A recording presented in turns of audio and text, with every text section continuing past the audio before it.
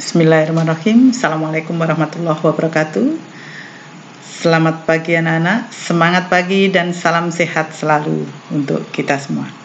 Anak-anak, perkenalkan terlebih dahulu, saya akan mengenalkan 3 orang pengajar mata pelajaran sejarah, terutama di SMK Negeri Takeran, atau yang kita kenal sebagai Skanet, ya. Di mana ketiga guru ini nantinya akan menemani kalian untuk belajar tentang materi-materi pelajaran sejarah Indonesia. Ya. Di dalam pembagian dari video pembelajaran itu nanti, kami bersepakat untuk tidak selalu bersama-sama, tetapi kalian nanti akan menerima video pembelajaran yang dipandu oleh Bapak Ibu Guru Mapel Sejarah itu sendiri secara berbeda-beda dalam setiap kompetensi dasar. Yang pertama, yang akan kita kenalkan, saya sendiri adalah Retno Puji-Lestari, biasa disebut dengan Bu Retno, ya. Alamat Mospati, ya. Kemudian yang kedua adalah Ibu Sri Mulyani, ya. Ini adalah beliau, alamatnya di Mospati juga, Tanjung Sepreh. Kemudian yang ketiga adalah Bapak Samiran, ya, yang beralamat di Desa Kajon, Nguntoro Nadi.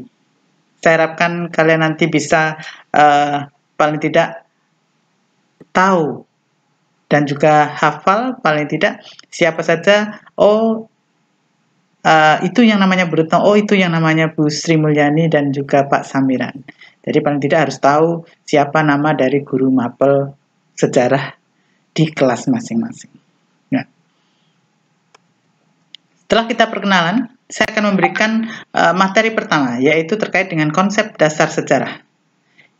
Yang akan kita pelajari dalam konsep dasar sejarah, itu yang pertama adalah kita harus tahu tentang perbedaan dari konsep berpikir kronologis, diakronik, ya, sinkronik, ruang dan waktu dalam sejarah. Ya.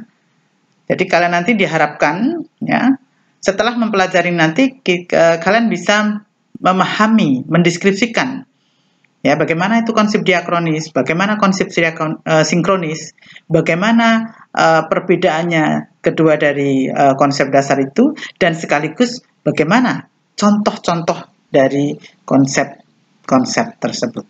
Ya. Yang pertama yang akan kita pelajari adalah terkait dengan unsur sejarah.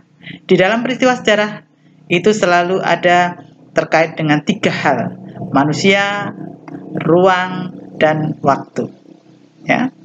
Mengapa manusia? Karena manusia itu adalah bersifat sosial.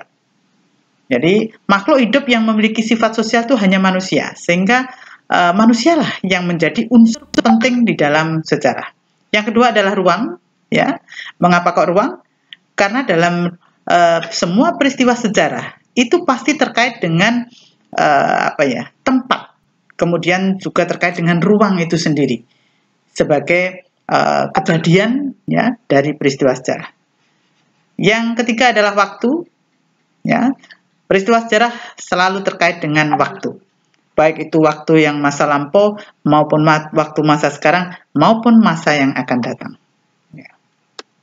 Nah, dari peristiwa-peristiwa sejarah kita harus paham betul, ya, sumber sejarah, ya.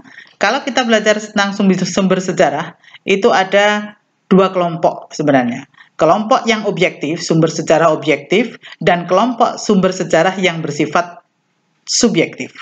Ya. Yang objektif ada 3 macam, ya. Fosil, artefak, dan bukti tertulis. Semuanya itu bersifat kebendaan, tetapi masing-masing memiliki perbedaan. Fosil itu terkait dengan semua sisa-sisa makhluk hidup, baik itu manusia, tanaman, maupun hewan, yang sudah membatu, tertimbun dalam tanah selama berjuta-juta tahun yang lalu. Kemudian yang kedua adalah artefak. Artefak itu adalah terkait dengan semua perlengkapan hidup manusia yang digunakan pada masa mereka hidup. Jadi bisa berupa gerabah, bisa berupa perhiasan, dan lain sebagainya. Berikutnya adalah bukti tertulis. Ini adalah bisa berupa dalam bentuk tertulis di daun lontar, ya, atau mungkin prasasti yang tertulis di batu, dipahatkan di batu, atau mungkin tertulis dalam kulit hewan. Ini adalah yang objektif. Yang subjektif itu adalah terkait dengan narasumber, yaitu orang yang menjadi pelaku di dalam peristiwa sejarah itu sendiri. Nah, kita nanti bisa melihat contoh-contohnya. Nah, inilah, ya. Ini yang menjadi contoh, ini termasuk dalam fosil, ya, karena merupakan makhluk hidup, sementara yang merupakan perlengkapan hidup manusia praaksara itu sendiri adalah disebut dengan artefak, ya. Ya, ini kapak batu, kapak genggam, sementara ini adalah tempat pemujaan. Berikutnya ini adalah prasasti yang dituliskan di batu, kemudian ini adalah yang dituliskan di daun lontar. Dan yang terakhir ini adalah manusianya, orang, narasumber yang bisa dijadikan sebagai semacam sumber sejarah yang bersifat subjektif itu tadi, ya. Tetapi dia melakukan sebagai pelaku di dalam sejarah itu sendiri, ya. Ini. Setelah itu nanti kita bisa mempelajari tentang diakronis, ya. Apa perbedaan dari diakronis dengan sinkronis? Diakronis itu adalah istilahnya merupakan satu konsep di mana memanjang dalam waktu, tapi terbatas dalam ruang. Ya, jadi memanjang dalam waktu, terbatas dalam ruang. Contoh perkembangan Syarikat Islam di Solo tahun 1911 sampai 1920. Memanjang dalam waktu, tetapi terbatas dalam ruang, yaitu berada pada Solo saja. Ya. Terjadinya perang di Ponorogo itu juga termasuk memanjang dalam waktu, tetapi hanya terjadi pada satu tempat saja. Ya. Sedangkan sinkronis ini adalah meluas dalam ruang, ya, tetapi terbatas dalam waktu. Contohnya di sini mempelajari keadaan lalu lintas di Indonesia pada kurun waktu tertentu. Ya, ini harapan kalian bisa membedakan diakronis dan sinkronis. Ya. Nah, setelah itu nanti di dalam kita sudah mempelajarinya, ya, kalian diharapkan bisa mengerjakan tugas-tugas individu ini, ya, yang akan di-share oleh Bapak Ibu guru kalian di grup kelas masing-masing. Silakan dikerjakan di buku tulis, kemudian dikirimkan, ya, difoto, kemudian dikirimkan ke guru pengampu masing-masing. Sekian, tetap semangat, ya. Assalamualaikum warahmatullahi wabarakatuh.